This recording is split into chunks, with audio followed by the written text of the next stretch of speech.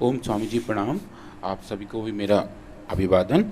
आज स्वामी जी हम न्यूट्रा की सीरीज़ का दूसरा सोपान लेके आए हैं और आज हम बात करेंगे विटामिन B12 के बारे में। कल विटामिन डी के बारे में बात किए थे और B12 कैसे सिंथेसाइज होता है, कैसे हमारा शरीर उसको इस्तेमाल करता है, उसकी कमियों से क्या क्या प्रॉब्लम हो सकती हैं और उनका नेचुरल सप्लीमेंटेशन कैसे हो सकता है। स्वामी जी आज हम उसके बारे में बात करेंगे। तो अगर स्क्रीन पे दिख रहा हो जो आज हम थोड़ा सा स्कीमेटिक लेके आए हैं विटामिन B12 के बारे में। तो और ये पतंजलि रिसर्च फाउंडेशन का नया लोगो भी लेकर के आए हैं, एक बार जोरदार अभिनंदन। दिखा दो भाई।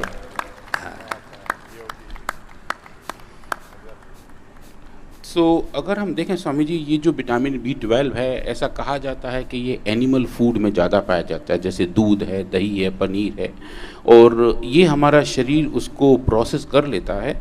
ये हमारे dietary supplement, dietary input, dietary intake के साथ हमारे शरीर के अंदर जाता है और इसके बहुत सारे ठिकाने हैं स्वामी जी हमारे बॉडी के अंदर।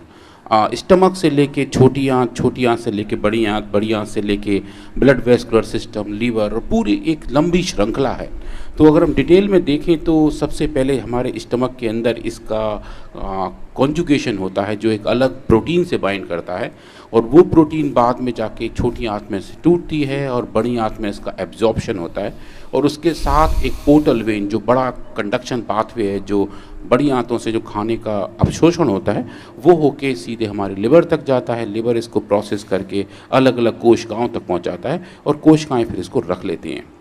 अब स्वामी जी वहाँ जाके इनका इस्तेमाल शुरू होता है। सबसे ज़्यादा इसका इस्तेमाल हमारे ब्रेन की सेल्स करते हैं, हमारे न्यूरॉन्स करते हैं।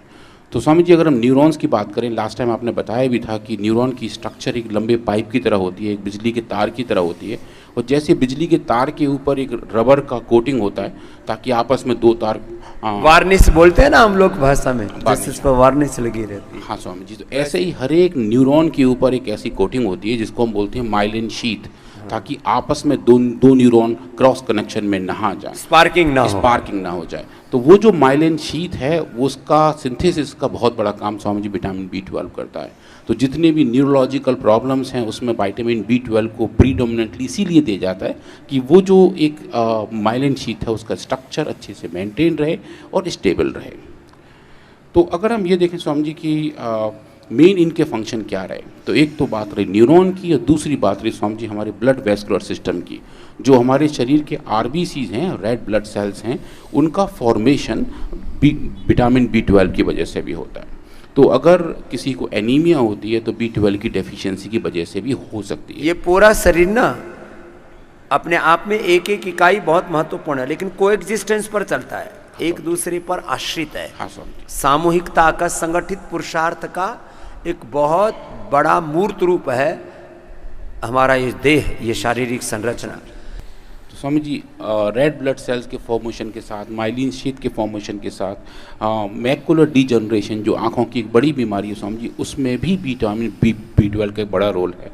और हमारे ब्रेन के साथ साथ अगर हम देखें तो जो अच्छे बाल हैं, अच्छी स्किन है, नाखून हैं, जो जिसको हम इंटेगुमेंट सिस्टम कहते हैं, वो सब भी विटामिन B की अच्छी क्वांटिटी से अच्छा बना रहता है, चमकदार बना रहता है।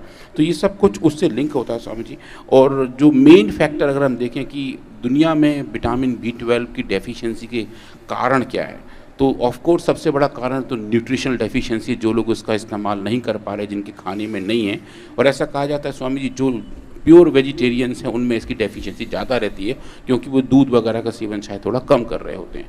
तो एक ये हमेशा रहा है चैलेंज कि लगभग 85% लोग दुनिया में ऐसे हैं जो प्योर वेजिटेरियन में, उनमें स्वामी जी विटामिन B12 कम पाया जाता है। मैंने विटामिन B12 के लिए दूध, दही, छाछ लेना चाहिए, उनको नहीं लेते, गड़बड़ करते, कम हो जाता है स्वामी जी।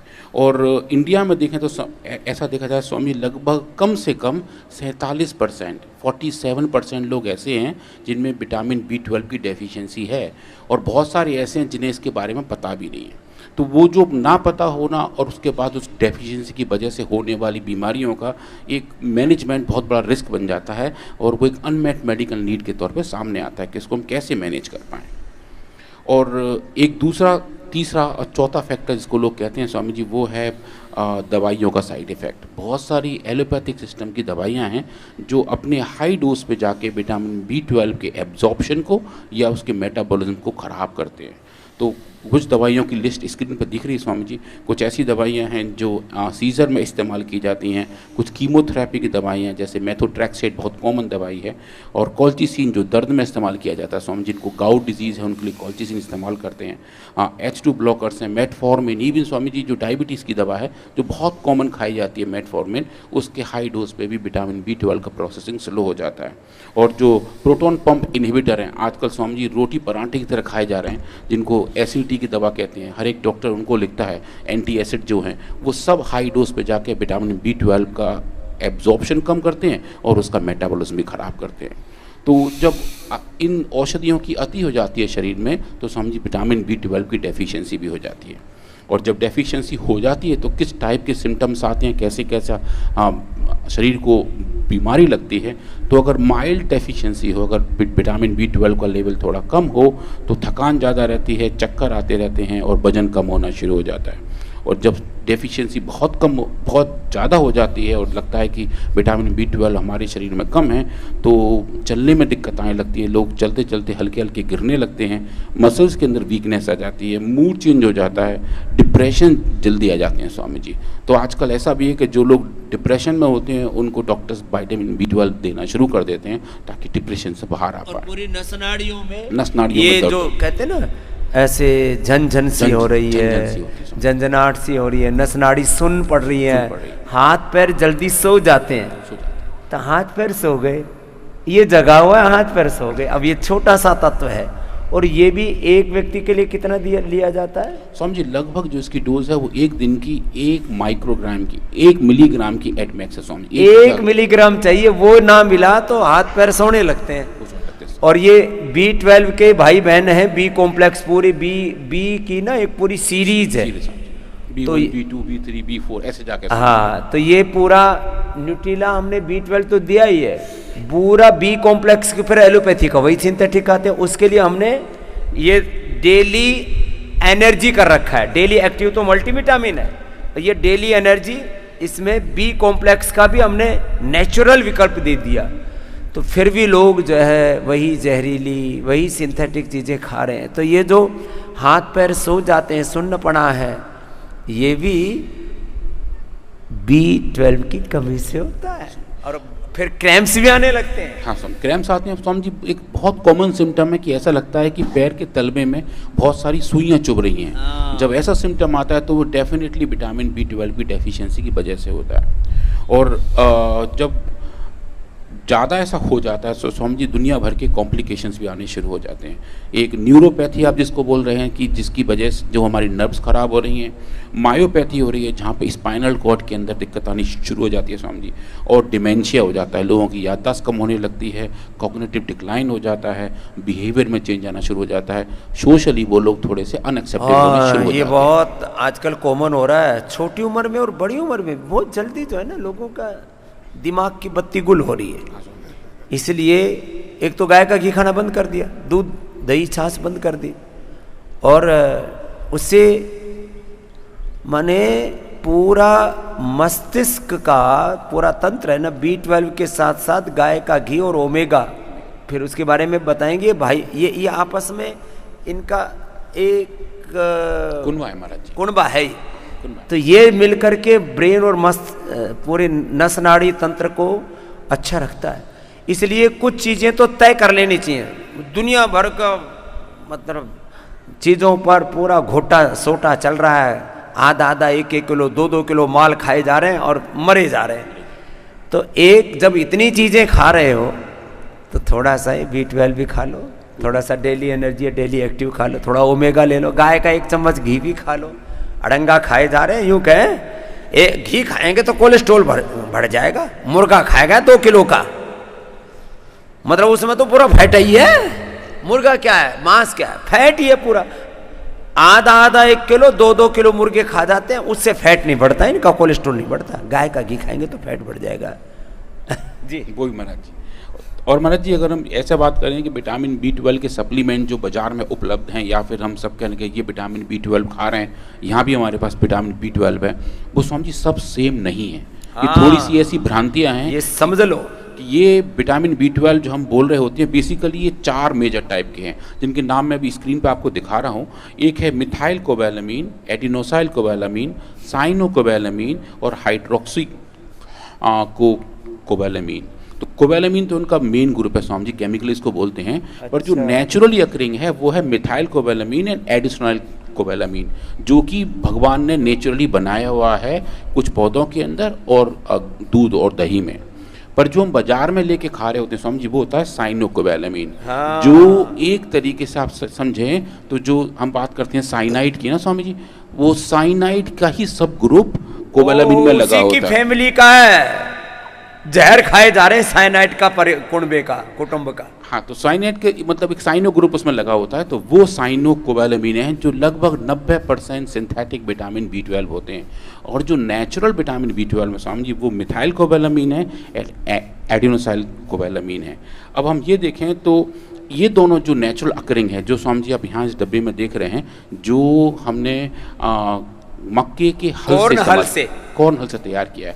तो हल स्वामी जी वो खेत वाला हल नहीं वो जो मक्के का आप जो दाना देखते हैं, दाने का जो टॉप सरफेस है वो सबसे चमकदार होता है, उसके नीचे का ठीक हिस्सा वहाँ बहुत थोड़ा सा हिस्सा होता है, उसके अंदर नेचुरली अकरिंग विटामिन B12 होता है। भगवान जी ने वहाँ डाल रखा है, वहाँ पे अच्छे से पैक कर रखा है स्वामी जी, और उसको वहाँ से एक्सट्रैक्ट करके उसको वहाँ से निकाल के एक नेचुरली प्रोसेस से, जिसको हम कहते हैं बायो फर्मेंटेशन, उस फर्मेंटेशन के तहत उसको हम बाहर निकालते हैं।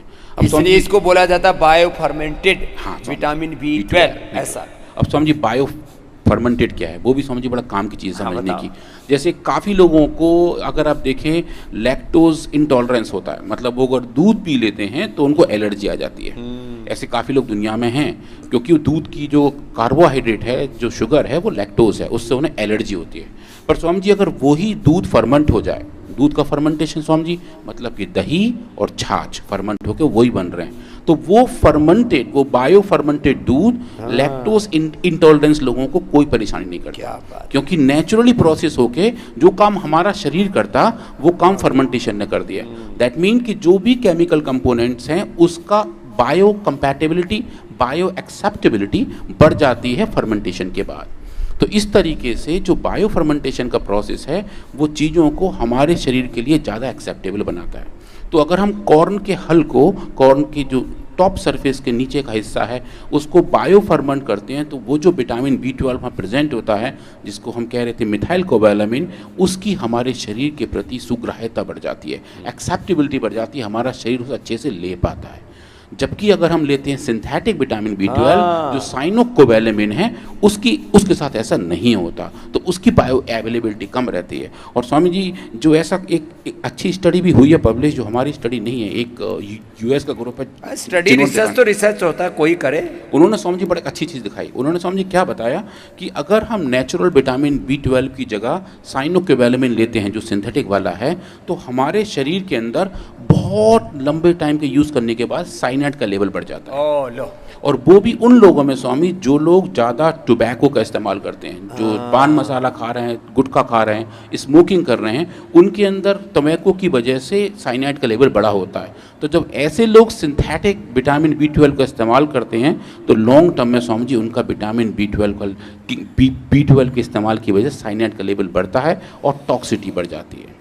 और दूसरी स्टडी स्वामी जी एक बहुत अच्छी स्टडी थी, जिन्होंने ये बताया कि जो सिंथेटिक विटामिन B12 है, जो साइनोकोबैलामीन है, वो हमारे शरीर में ज़्यादा देर तक रुकता ही नहीं है, हमारा शरीर उसको तुरंत बाहर निकाल देता है। हम लोग क्या करते हैं, खा तो लेते हैं विटामिन D, B12, कैल्शियम, ये आयरन, ये थोड़ी देर तो शरीर में टिकते हैं, उस दौरान खून टेस्ट कराने भी चले गए तो ब्लड में दिखेंगे और फिर बॉडी में मिलेंगे ही नहीं, फिर नीचे वॉश आउट हो जाते हैं, यूरिन के द्वारा, कुछ टॉयलेट के द्वारा, कुछ पसीने के द्वारा, ये सब चीज़ें निकल जाती हैं। और तो इसीलिए स्वामी जी जो नेचुरली अकरिंग विटामिन B12 का फॉर्म है जो मिथाइल कोबालामिन है उसकी बायो अवेलेबिलिटी हमारे शरीर में स्टेबिलिटी सिंथेटिक के मुकाबले ज़्यादा होती है।